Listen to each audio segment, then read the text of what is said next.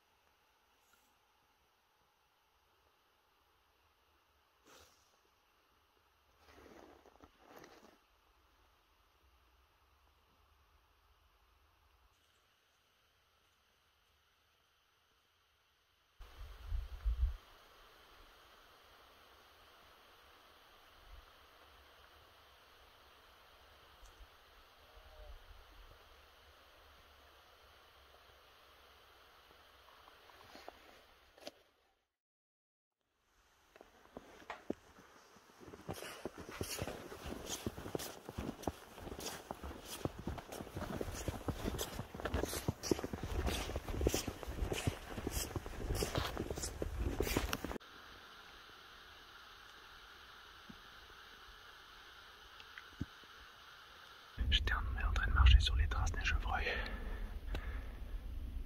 Il y a une maman avec son enfant qui descendait le long de la colline en fait. Et j'ai fait un peu trop de bruit et le vent a tourné et a amené mon odeur là-bas, puis ils sont partis. Donc ça veut dire que il y a du chevreuil, du cerf de Virginie. En tout cas, c'est ce que j'ai vu ici. Donc maintenant, il faut trouver un mâle, un beau buck.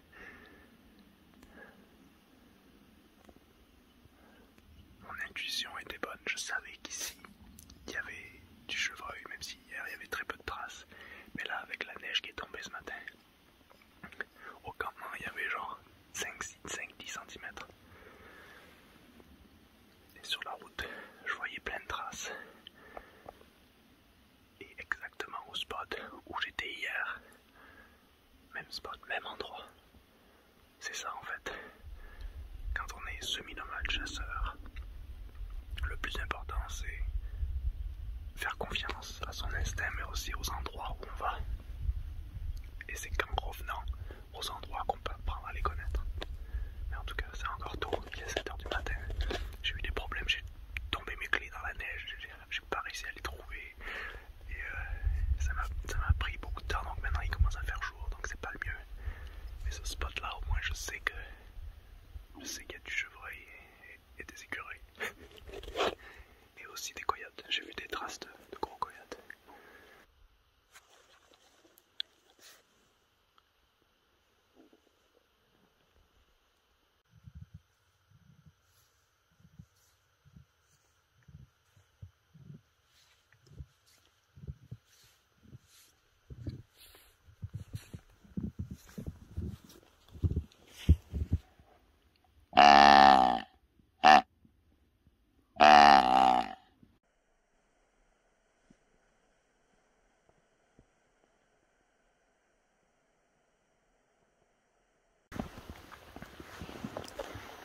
ça va faire à peu près 1h30 que je suis ici. Quelle magnifique vue. Après avoir vu la maman et son petit, j'ai appelé et après mon cri rauque de mâle avec mon abo, il y a une grosse femelle qui est venue, mais comme qui a tracé vite. On est bientôt dans la période du rut. On entre dans la période du rut en fin octobre et on peut le sentir parce qu'elle l'a entendu. L'appel et elle est venue direct là où j'étais. Elle était genre à 35 mètres. Elle est passée devant moi. Je suis resté là, j'ai appelé encore, mais j'ai l'impression qu'il n'y a que des femelles. Il y a beaucoup moins de mâles. Et là, on va voir. Donc c'était une assez belle expérience de nez à nez. Juste là. Et elle est descendue. Vu que les températures sont descendues, la neige est tombée. La fin d'automne est en train vraiment de se mettre en place dans la montagne. Je pense que les animaux ils recommencent à trouver leur marque et à sortir un peu plus, à se sentir plus en sécurité, moins transpirer avec les chaleurs qu'on a eues. Mais c'est très positif parce que ce spot là, j'y étais hier, j'avais un petit instinct. Et ce matin, je me suis stationné en bas. Et on est à peu près à une demi-heure de marche. Et en remontant la colline, je voyais des traces de partout, donc j'étais très excité. Et j'ai surpris la mère et son petit ou sa petite. Et après, je me suis posé ici à cet endroit. Mais toujours pas de mâle. Là, on parle de chevreuil de Virginie. Ici, il y a beaucoup moins de cerfs mulets. Il y a des orignaux, il y a des wapitis, mais il y a beaucoup moins de cerfs mulets ici dans cette région. Parce que les cerfs mulets, ils sont plus dans le désert, un peu en plus basse altitude. Là où je vis. Et ici, il y a beaucoup de cerfs de Virginie qui sont une viande un peu plus douce moins giboyeuse que le cerf mulet. À la fois, dès que je suis dans la nature, là, c'est travailler pour sa nourriture, travailler pour sa santé mentale, travailler pour sa vie, sa survie, apprendre de cette vraie nature dans ces vallées. Donc là, le plan, ça va être de peut-être aller longer ce flanc ici et aller voir s'il y a plus de traces.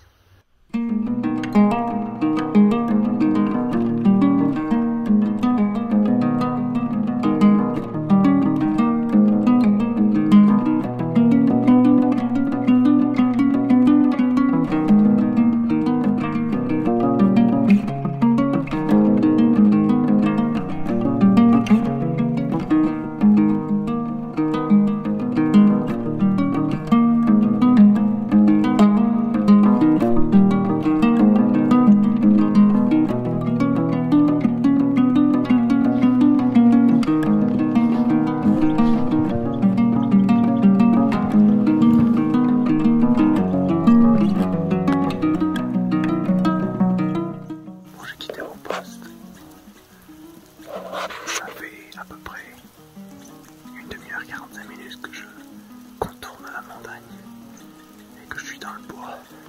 J'ai entendu quelques trucs, mais dans le bois on a une visibilité très limitée. Et le soleil est en train de monter à son plus haut, donc le mouvement des chevreuils va être de moins en moins dense, mais il y a tellement de traces de partout grâce à la neige qu'on peut vraiment voir les traces fraîches.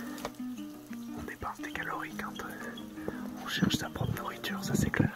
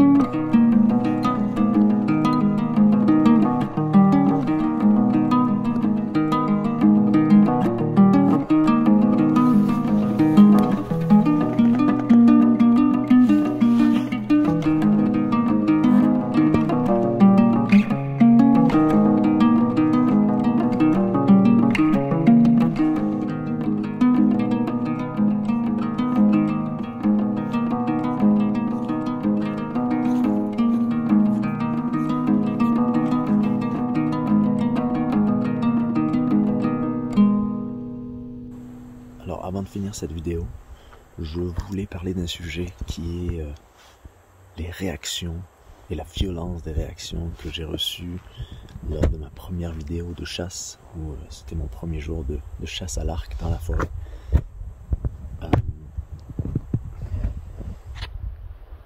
J'étais assez surpris et à la fois pas surpris évidemment d'avoir ce genre de réaction sur un sujet qui est très émotionnel pour beaucoup de personnes, mais que beaucoup de personnes, et souvent ce sont les mêmes personnes qui critiquent ou qui sont violentes, haineuses, et qui ne comprennent pas ou ne connaissent pas un sujet ou ne maîtrisent pas un sujet. Et je découvre que, évidemment, sur YouTube, il y a beaucoup et énormément de personnes qui font cela. Alors moi, ça ne m'affecte pas tant parce que la raison pourquoi je chasse, c'est pour ma nourriture, c'est pour mon bien-être, parce que je veux être acteur de ma propre autonomie, de ma propre nourriture. Je veux récolter, que ce soit sauvage, que ce soit faire planter des semences dans mon jardin. Pour moi, c'est un tout. Et ça va avec cette idée de résilience et d'autonomie et d'indépendance que j'ai depuis le début de ma vie en van. Et cette chasse qui est pour moi à la fois quelque chose pour ma santé et ma survie, à la fois mentale et évidemment physique. C'est pour la nourriture que je chasse en premier. Cette chasse-là, eh bien, c'est grâce à la vie en van que je suis ici et que j'essaie d'être acteur de ma propre liberté et d'être connecté avec une nature que j'aime. C'est pas parce qu'on va chasser un animal ou deux par an qui vont nous nourrir pendant 12 mois que on déteste la nature et qu'on est un tueur à gages, qu'on est un boucher. Ça, c'est une sorte de conception assez étrange que beaucoup de gens ont à propos de la chasse. Moi, en tant qu'amoureux de la nature, et je vous ai souvent partagé ça, j'ai souvent fait des randonnées, j'ai souvent fait des observations dans les parcs nationaux de faune et tout ça. La chasse, ça fait partie, c'est une manière un peu plus active évidemment, où on est un peu plus dans le réel. Le réel, c'est qu'il faut manger, il faut survivre, encore plus dans le contexte actuel. Pour moi, c'est une manière de survivre.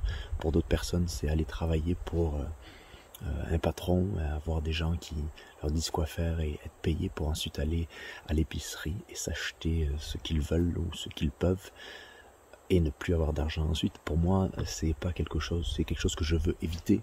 Je veux être en contrôle plus ou moins de ce que le plus possible de mon autonomie, et la chasse, ça fait partie de ça. C'est la même chose que vouloir vivre simplement. C'est extrêmement lié. Alors, au-delà de ces considérations, il y a certains points comme, parce que moi je fais de la chasse à l'arc et de la chasse au fusil en ce moment, parce que les saisons sont un peu plus rudes, c'est un peu plus facile et il y a un peu plus de chances d'avoir du gibier à la carabine. Et parce que, enfin, vous avez vu dans cette vidéo, on est assez à l'aventure et justement, c'est pas une randonnée du dimanche en short qu'on fait. On est hors des sentiers, il fait moins 5, moins 10, immobile.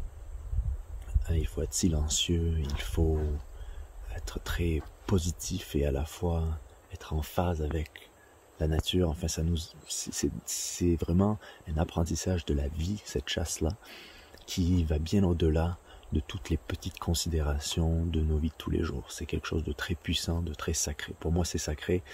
Et donc, que certaines personnes ne comprennent pas ou jugent, elles ont le droit évidemment, mais ça veut dire qu'elles ne comprennent vraiment pas le témoignage que je veux faire et la documentation de mes expériences que je veux faire ici pour partager avec ceux qui sont curieux, avec ceux qui partagent les mêmes idées, avec ceux qui veulent apprendre avec moi et découvrir. Et donc, ces personnes-là, je comprends qu'il y ait cette sorte de critique facile de la chasse. Évidemment, tuer quelque chose pour le manger, ça reste tuer. Et donc, évidemment que ça fait peur à l'humain moderne. Mais à mes yeux, le plus important, c'est respecter la nature, l'animal, se respecter soi-même et vivre en phase avec ses convictions. Après, l'aspect violent de la chose, c'est plus ces commentaires-là de gens qui sont sûrement des jeunes ou des gens qui n'ont jamais vraiment vécu dans le vrai, dans le réel, qui ont eu une sorte de vraie violence en fait envers moi, qui ont utilisé des mots qui étaient très très très intenses ou des manières de faire qui étaient très manipulatrices. Et j'ai découvert que quand les gens ils n'aiment pas quelque chose ou ils ne veulent pas que vous fassiez quelque chose, ils sont prêts à tout, et y compris à montrer une partie très sombre d'eux. Et cette partie très sombre, c'est vraiment cet aspect violent, ces commentaires qui étaient il faudrait que tu te fasses tuer, tue ton chien pour voir ce que ça fait. En fait, c'est une sorte d'ignorance totale et de violence qui montre à quel point notre société est déconnectée, en fait, n'a rien compris, que la nourriture c'est la base et que l'impact qu'on a sur la nature est très relatif. Quand vous vivez dans ce monde aujourd'hui, on a tous un impact, mais je dirais que le chasseur qui fait le genre de chasse que je fais, son impact il est extrêmement minime en fait. C'est une souris, une petite souris dans cette immensité là en fait. Et parfois il n'y a même pas de gibier, parfois justement cette chasse elle peut ne pas avoir de résultat. Le seul résultat c'est qu'on a pris une marche avec un fusil dans la forêt et qu'on a eu froid pendant une semaine. Et donc voilà, donc je vais vous montrer plus de chasse évidemment, parce que c'est une des parties, des bases de ma vie, c'est essayer d'avoir accès à sa propre nourriture. La nourriture c'est la vie, c'est la survie, et c'est à tous les niveaux la base de la liberté. Et encore une fois, c'est évidemment ce n'est pas pour tout le monde, mais la violence en fait de ces commentaires m'a assez choqué. Et même si j'ai mes convictions en moi, je ne suis pas vraiment complaisant de ce côté-là, parce que je veux pas faire des choses pour plaire, je veux faire des choses pour moi, parce qu'elles sont importantes pour moi, et les partager ensuite. Évidemment c'est le prix à payer ces commentaires-là, mais c'est pour ça que je pense mettre beaucoup plus de trucs sur Patreon maintenant, pour ne pas être signalé sur YouTube, qui est quelque chose qui arrive souvent quand vous avez un fusil, quand vous faites des choses qui ne sont pas de 2022 malheureusement, des choses qui ne sont pas en phase avec cette déconnexion de la réalité. Évidemment donc c'est pas quelque chose qui est tout public malheureusement, donc je vais vous montrer peut-être d'autres choses sur Patreon, toujours sur YouTube vous montrer des choses, mais partager des trucs peut-être un peu plus personnels. C'est ce que je fais déjà en fait pour ceux qui me suivent déjà. Mais donc je voulais finir cette vidéo en fait qui c'était important pour moi de vraiment filtrer toute cette propagande émotionnelle anti-chasse basée sur rien. Penser qu'un animal va souffrir dans la vie et la mort, déjà c'est pour moi à mes yeux c'est deux choses qui sont intimement liées. Et il n'y a pas la mort et la vie, il y a la vie et la mort. Il y a la mort parce qu'il y a la vie, et dans toute consommation pour survivre il y a mort, donc à tous les niveaux, que ce soit évidemment ce n'est pas la même chose, mais que ce soit l'arbre qu'on coupe, la carotte qu'on tire du sol, la vie elle est dans tout, et pour se nourrir il faut retirer la vie. Et la chasse ça s'imbrique là-dedans. Et comme je l'expliquais dans un live il n'y a pas longtemps, ça fait 4 ans, presque 5 ans que je me prépare à ça, et c'est ma première année à la chasse au gros gibier.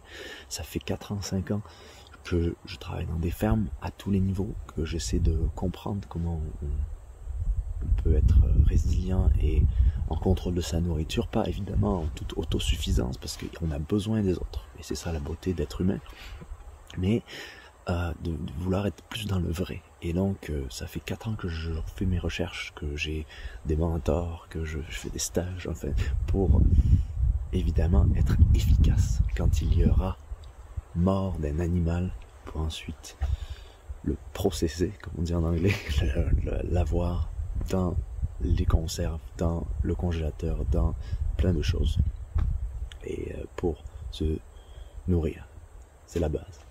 Et quant à faire souffrir un animal, moi, mon arc que j'ai, je l'avais déjà écrit dans les commentaires, c'est un arc de 70 livres avec des pointes mécaniques de 2 pouces rétractables qui sont des lames de rasoir, et donc il y aura hémorragie directe.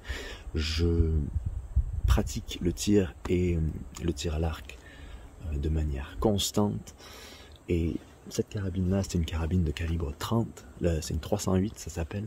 C'est une carabine qui est faite pour n'importe quel gibier en Amérique du Nord, et donc tout est fait quand on chasse ici, en tout cas en Amérique du Nord. La chasse que moi je veux faire et le chasseur que je suis, que je veux être, tout est fait en fait pour limiter les imprévus. C'est contrôler le plus ce qu'on peut contrôler, et le reste c'est dans la nature. Et donc voilà. Et d'une autre manière, beaucoup de gens qui pensent que la chasse ça enlève des êtres vivants de la nature, il faut savoir que la chasse ça a toujours joué un rôle dans la conservation. On chasse parce qu'il y a des animaux. S'il n'y avait pas d'animaux, il n'y aurait pas de chasse. C'est pas la chasse qui enlève des animaux. En tout cas pour le chevreuil ici et pour toutes les espèces qui sont chassées, il y a des faits scientifiques, des biologistes qui chaque année mettent en place des quotas, et vous pourriez même vous faire vous-même l'expérience si vous aviez des centaines et des centaines d'hectares, de voir quand il y a trop d'individus, la nature ensuite n'est pas balancée. Alors certes la nature peut se balancer toute seule, mais l'humain a toujours fait partie de cette nature, et donc la chasse fait partie de cette conservation. Ça s'appelle le modèle nord-américain de conservation, et je vous encourage à rechercher sur le sujet si ça vous intéresse, de comprendre plus que de juger, et plus que d'avoir un a priori sur la vie de quelqu'un, et parce que ça vous déclenche une réaction émotionnelle dans vos fragilités et dans votre ignorance d'une certaine manière. Quand on ne connaît pas, il vaut mieux se taire, et c'est quelque chose qui est pas appliqué par tout le monde, et tout le monde a le droit à son opinion, ça je le respecte. Par contre, la violence des propos, les menaces, quand quelqu'un essaie de vivre sa vie et essaie de le partager, il y a quelque chose d'un peu facile et d'un peu décevant de l'humain, en fait, un peu de cette ignorance-là, aucun argument qui a été mis de l'avant dans la violence des propos et des commentaires que j'ai reçus. Et des centaines d'abonnés qui se sont désabonnés, et tant mieux en fait, parce que évidemment il ne faut pas que vous soyez abonné à cette chaîne si elle vous fait du mal. Mais si c'est trop difficile pour vous d'apprendre la résilience, si c'est trop difficile pour vous de comprendre que la survie c'est important, même aujourd'hui, bien évidemment, faites ce qui est le mieux pour vous. Mais pour tous les autres, j'apprécie beaucoup votre soutien, et également votre présence et vos commentaires très constructifs, très positifs sur ces choses-là, et j'aime beaucoup les conversations qu'on peut avoir. Donc sur une note positive, merci à vous d'être là, et merci à vous d'avoir été là pour cette petite vidéo. Alors sur un sujet un peu plus délicat, ici on a le droit à chasser la biche jusqu'au 31 octobre. Et cette biche que j'ai vue, qui était assez grosse, hein, il y avait beaucoup de viande là-dedans, dans un contexte de survie, peut-être que j'aurais dû tirer. Alors il reste encore un mois de chasse, donc je me disais, on n'est pas rendu là, évidemment. Et il y a une sorte d'a priori sur il faut chasser les mâles versus les femelles. Les femelles aussi, la chasse de femelles fait partie de ce mouvement de conservation, parce que s'il y a trop de femelles sur un habitat, ça devient un stress, il n'y aura pas assez de nourriture pour tout le monde, et il y a beaucoup de femelles qui n'auront pas de petits, et pas de petits, ça ne donne pas assez de mâles, et ainsi de suite. C'est la biologie, hein, c'est des faits, mais je pense qu'on n'apprend pas ça à l'école. On l'apprend quand on va dans la nature et quand on observe les complexités de la nature. Et donc, ouais, sur un contexte de survie, je ne sais pas si j'aurais dû prendre une biche, pour être honnête avec vous. J'avais un petit pincement au cœur, mais je me disais, les gens mangent bien de la vache, donc pourquoi avoir cet a priori sur il faut tuer des mâles et garder les femelles alors que c'est pas basé sur des faits scientifiques et sur une réalité naturelle. Mais ouais, c'était un bon moment. Et je pense qu'on va continuer cette chasse. Ça fait 5 jours que je me réveille à 4h30 du matin. c'est du boulot, c'est un vrai travail et c'est un choix. Et moi je me sens extrêmement vivant et extrêmement enrichi, même quand il n'y a pas prise d'un animal. Évidemment, c'est tout un processus, ce n'est pas que le trophée de la viande qu'on a ou de je ne sais quoi, c'est aussi l'expérience qu'on fait de cette nature-là qui nous enrichit. Mais ce serait bien d'avoir de la nourriture pour cet hiver. Donc sur ce, je vous dis à bientôt. Merci d'avoir été là. Si vous le pouvez, je vous donne rendez-vous sur ma page Patreon. Plus on est nombreux là, plus il y aura de contenu là, juste pour les membres. Et sur YouTube, si vous ne pouvez pas, abonnez-vous. Et à la prochaine vidéo. Prenez soin de vous, prenez soin de vos proches. Et hasta la vista.